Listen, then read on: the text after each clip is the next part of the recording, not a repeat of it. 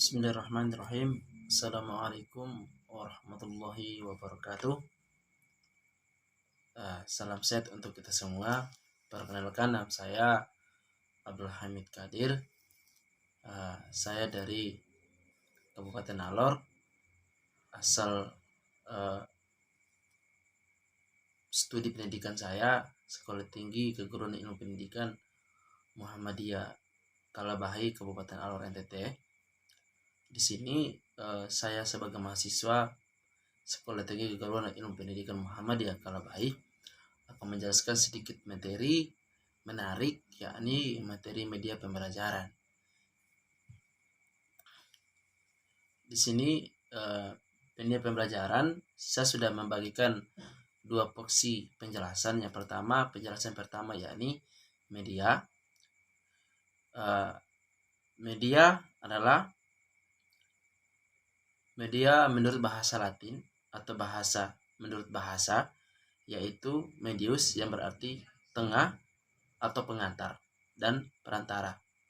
Sedangkan menurut bahasa asing atau bahasa Arab, yaitu media ditulis yang seperti yang ditulis dalam bahasa Arab, yakni wasial yang berbentuk jamak.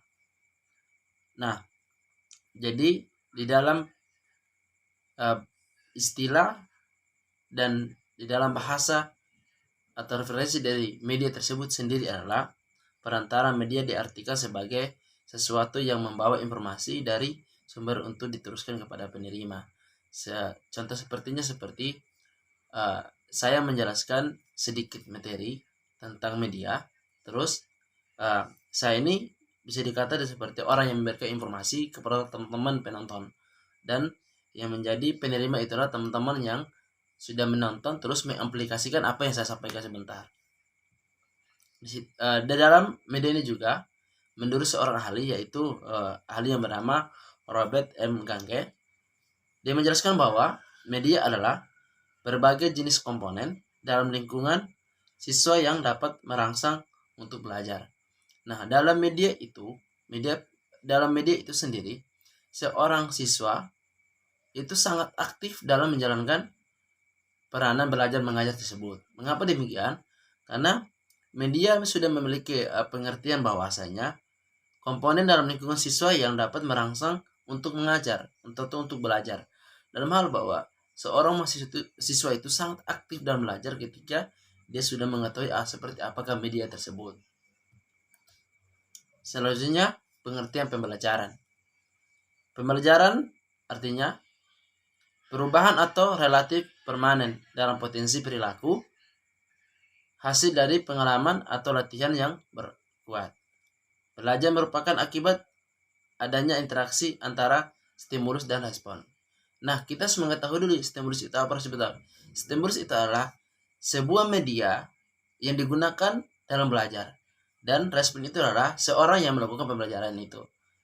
Nah, dalam relatif permanen dalam potensi perilaku. Nah, dalam pembelajaran itu ketika orang yang melakukan pembelajaran, maka perilaku adabnya itu akan berubah dengan sendirinya. Mengapa demikian? Adalah di dalam pembelajaran itu ada tata didik, ada tata nasihat dan sebagainya. Pembelajaran juga sudah dijelaskan oleh seorang ahli, yakni Saiful Bahri Jamrah pada tahun 2006 pada bukunya pada halaman 43 menerangkan bahwa materi pembelajaran adalah substansi yang akan disampaikan dalam proses belajar mengajar. Tanpa materi pembelajaran, proses mengajar tidak akan berjalan. Dalam hal bahwa seorang yang melakukan pembelajaran itu sudah menyiapkan materi tersendiri untuk dijadikan referensi untuk menjelaskan pelajaran kepada siswa ataupun mahasiswa.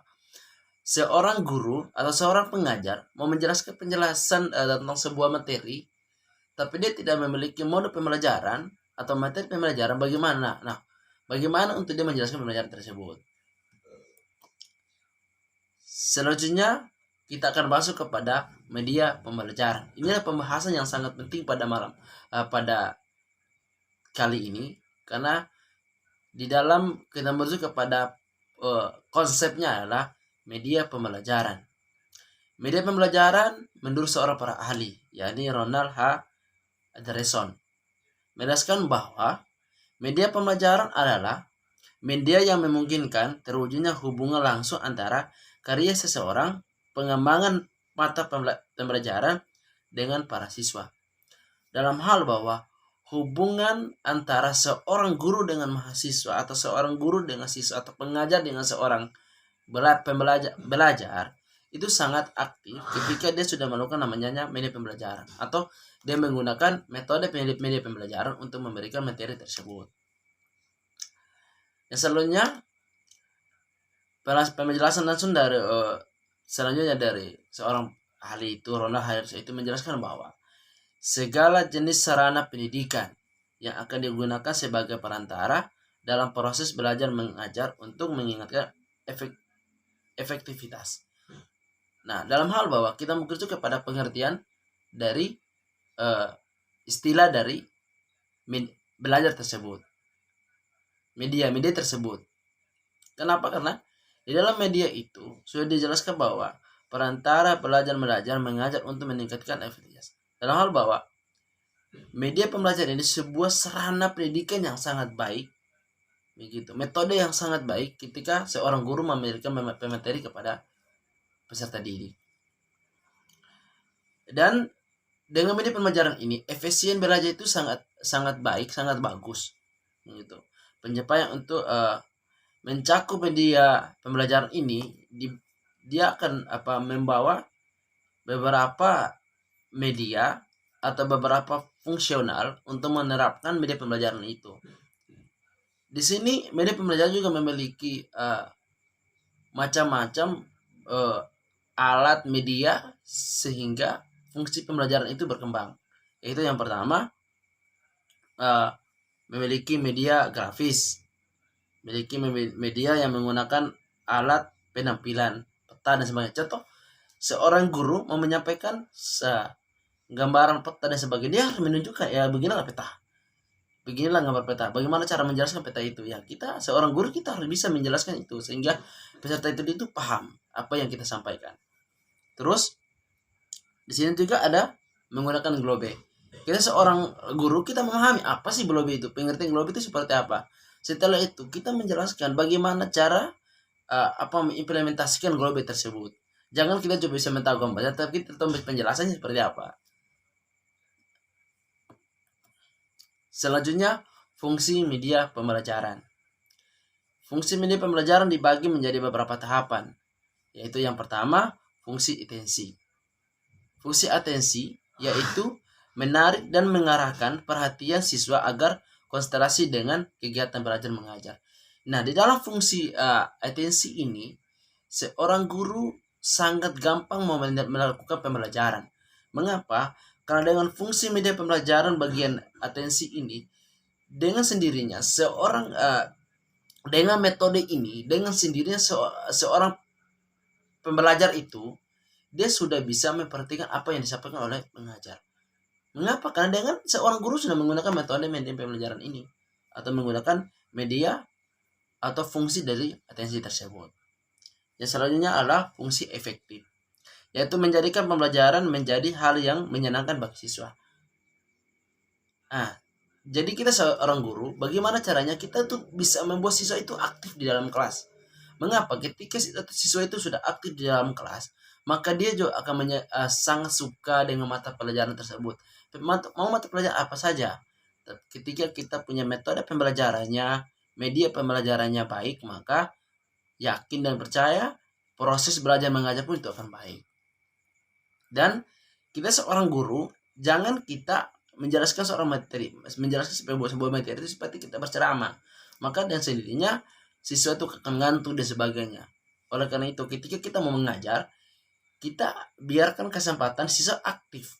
Bagaimana bahwa siswa juga bisa menyampaikan apa yang harus mereka sampaikan kepada guru. Begitu. Kita memaksa mereka untuk bisa menyampaikan supaya siswa itu aktif sehingga tingkat kejeniusan mereka itu berkembang. Yang selanjutnya fungsi kognitif, yaitu media dapat memperlancar pemahaman terhadap tujuan pembelajaran. Nah, di dalam fungsi kognitif ini, seorang siswa ditekankan seorang siswa diusahakan bagaimana caranya media ini dapat memperlancarkan pemahaman seorang siswa itu. Dalam hal bahwa kita seorang guru ya, kita menyampaikan pembelajaran, jangan sampai siswa itu tidak memahami apa yang kita sampaikan. Nah, dari fungsi kognitif ini kita memahami bagaimana sih kondisi dan keterbatasan siswa itu dalam memahami apa yang kita sampaikan. Oleh itu, fungsi kognitif sangat penting dalam pembelajaran.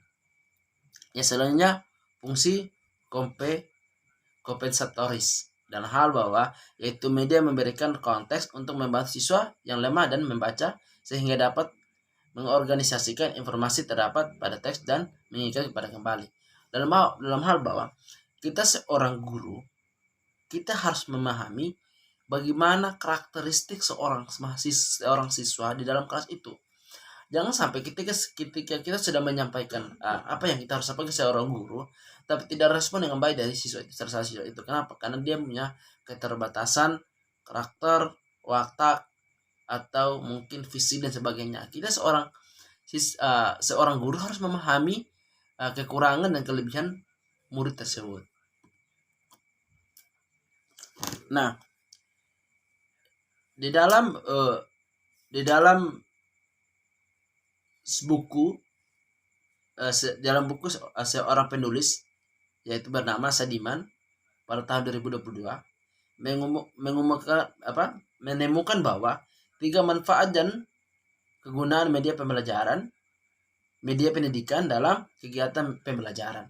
Yaitu yang pertama, media pembelajaran berfungsi untuk menjelaskan pengajian pesan agar tidak terlalu bersifat festival. Dalam hal bahwa seorang pengajar dia memahami bagaimana kan fungsi-fungsi media itu. Ketika saya sebagai seorang guru, saya menjelaskan pembelajaran dengan menggunakan media visual.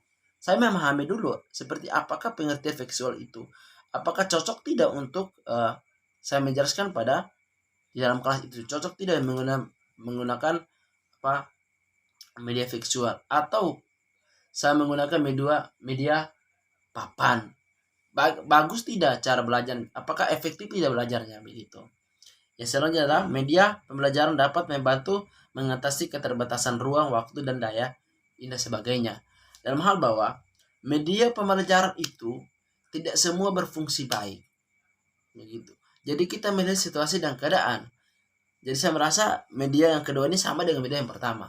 Dan bahwa seorang guru dia memahami, dia mau menggunakan media ini, dia melihat juga keterbatasan ruang itu. Contoh, saya mau menggunakan media pembelajaran seperti Infocus dan sebagainya, atau saya mau menggunakan media pembelajaran saya menggunakan Learning. Tapi saya melihat dulu kondisi dan keadaan di dalam ruang itu, apakah ada laptop, tidak ada komputer dan Infocus tidak sebagainya. Sehingga kita seorang guru memahami itu, memahami keterbatasan ruang waktu di mana kita mau melakukan pembelajaran. Terima kasih. Mungkin itu saja yang bisa saya sampaikan. Kurangnya lebihnya saya mohon maaf. Semoga video ini bermanfaat. Yang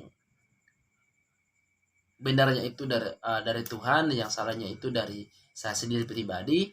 Ketika teman-teman mereka mau bertanya, mau mengomentar atau komentar apa yang saya sampaikan pada kali ini, bisa langsung disampaikan saja di kolom komentar untuk menjadi referensi saya untuk kedepannya saya lebih baik lagi. Demikian penjelasan saya. Billahi fisabilillah, fastaghfirul khairat. Wassalamualaikum warahmatullahi wabarakatuh.